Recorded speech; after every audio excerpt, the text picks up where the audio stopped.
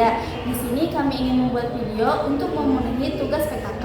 Sebelum ke videonya, izinkan kami untuk memperkenalkan diri kami masing-masing. Perkenalkan, nama saya Feni Sarita. Di sini saya akan menjelaskan poin pertama, yaitu mengenai pentingnya sistem pelayanan. Perkenalkan, nama saya Alika Ramadhan Salim Putri. Saya akan menjelaskan poin kedua tentang kerugian perusahaan jika tidak melakukan pelayanan dengan baik. Perkenalkan, nama saya Parawati. Saya akan menjelaskan mengenai poin ketiga, yaitu dampak-dampak pelayanan yang baik. Perkenalkan, nama saya Nadia Muslimah. Di sini saya akan menjelaskan poin ketiga, yaitu dampak pelayanan yang kurang baik. Perkenalkan, nama saya Neng Siti Rupiah. Di sini saya akan menjelaskan poin keempat, yaitu fasilitas yang diperlukan untuk sebuah perusahaan pelayanan. Baik, sesi perkenalan telah selesai. Selanjutnya tonton video penjelasan materi kami ya. Let's go. Baik, di sini saya akan menjelaskan poin pertama, yaitu mengenai tentang pentingnya sistem pelayanan. Sistem pelayanan yang baik sangat penting untuk kelangsungan suatu perusahaan karena membantu menciptakan hubungan yang baik antara perusahaan dan pelanggan. Sistem pelayanan yang efisien yaitu memastikan kebutuhan pelanggan dapat dipenuhi dengan cepat dan tepat, serta meningkatkan kepercayaan dan kepuasan pelanggan. Sistem pelayanan yang baik juga dapat meningkatkan loyalitas pelanggan yang berujung pada peningkatan penjualan dan reputasi perusahaan. Maka dari itu, sistem pelayanan sangat penting untuk kelangsungan suatu perusahaan. Di sini saya akan menjelaskan poin kedua mengenai kerugian jika perusahaan tidak melakukan pelayanan dengan baik. Jika perusahaan tidak melakukan pelayanan dengan baik, maka dapat menyebabkan beberapa kerugian, antara lain 1. Kehilangan pelanggan. Pelanggan yang tidak puas dengan pelayanan yang diberikan dapat memutuskan untuk tidak membeli barang atau jasa di perusahaan tersebut. Kedua, reputasi perusahaan yang buruk. Pelayanan yang buruk dapat menyebabkan reputasi perusahaan menjadi buruk, serta dapat mempengaruhi kepercayaan pelanggan. 3. Pendapatan menurun. Kehilangan pelanggan dan reputasi perusahaan yang buruk dapat menyebabkan pendapatan perusahaan menurun. Selain itu, masih banyak lagi kerugian yang didapatkan perusahaan jika tidak melakukan pelayanan dengan baik, seperti kehilangan kepercayaan pelanggan, biaya meningkat, keterlambatan menghadapi persaingan, serta kehilangnya kesempatan.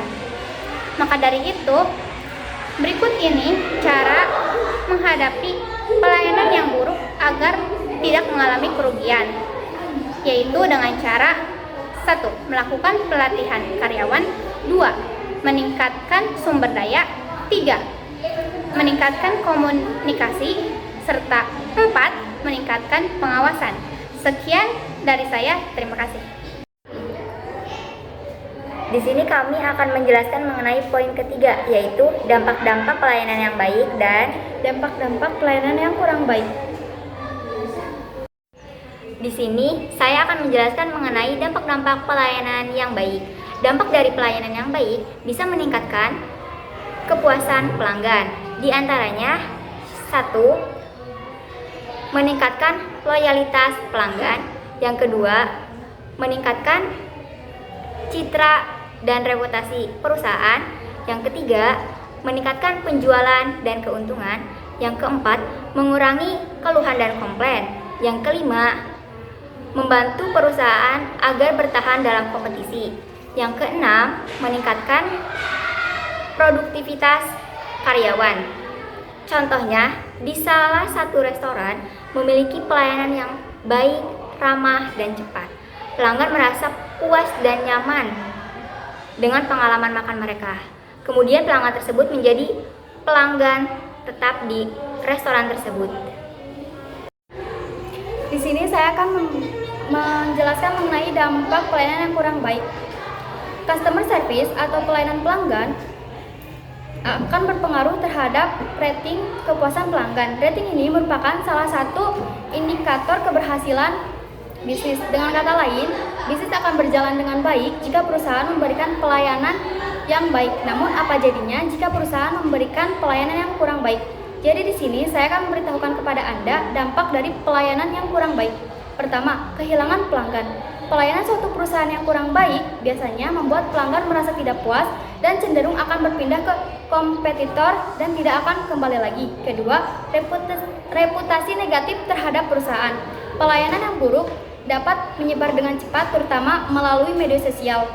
Hal tersebut dapat merusak reputasi perusahaan dan bisnis Anda. Ketiga, penurunan penjualan. Ketika pelanggan tidak puas, mereka mungkin tidak akan membeli produk atau layanan lebih lanjut yang pada akhirnya dapat menurunkan pendapatan Anda. Keempat, kesulitan dalam meningkatkan bisnis. Dengan reputasi yang terganggu dan pelanggan yang berkurang, perusahaan akan sulit dalam memperluas pasar dan menarik pelanggan baru. Oleh karena itu, peningkatan kualitas pelayanan sangat penting dalam menjaga hubungan dengan pelanggan dan memastikan keberlangsungan serta kesuksesan bisnis Anda dalam jangka panjang. Di sini saya akan menjelaskan poin yang keempat, yaitu fasilitas yang diperlukan untuk sebuah pelayanan. Fasilitas yang diperlukan untuk sebuah pelayanan dibagi menjadi 3 bagian. Yang pertama, fasilitas fisik, yang kedua, fasilitas teknologi, dan yang ketiga, fasilitas lainnya. Di sini saya akan menjelaskan fasilitas fisik terlebih dahulu.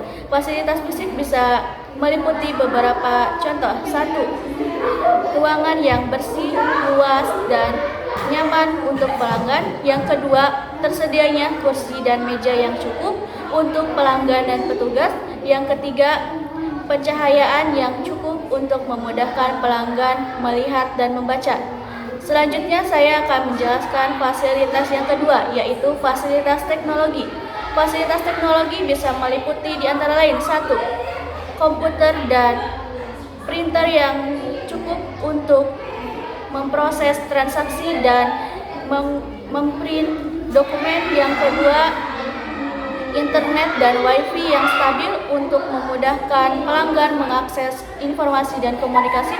Dan yang ketiga, peralatan keamanan, yaitu seperti CCTV dan alarm untuk menjaga keamanan pelanggan dan juga aset perusahaan. Selanjutnya saya akan menjelaskan fasilitas lainnya, yaitu 1. Fasilitas hiburan, seperti contohnya TV dan koran untuk menghibur para pelanggan yang sedang menunggu. Yang kedua, fasilitas parkir yang memadai dan aman untuk pelanggan. Yang ketiga, fasilitas kesehatan seperti WC dan wastafel untuk mencuci tangan. Dan yang terakhir yaitu fasilitas untuk kebutuhan khusus, contohnya seperti lift dan ramp untuk pelanggan yang memiliki kebutuhan khusus.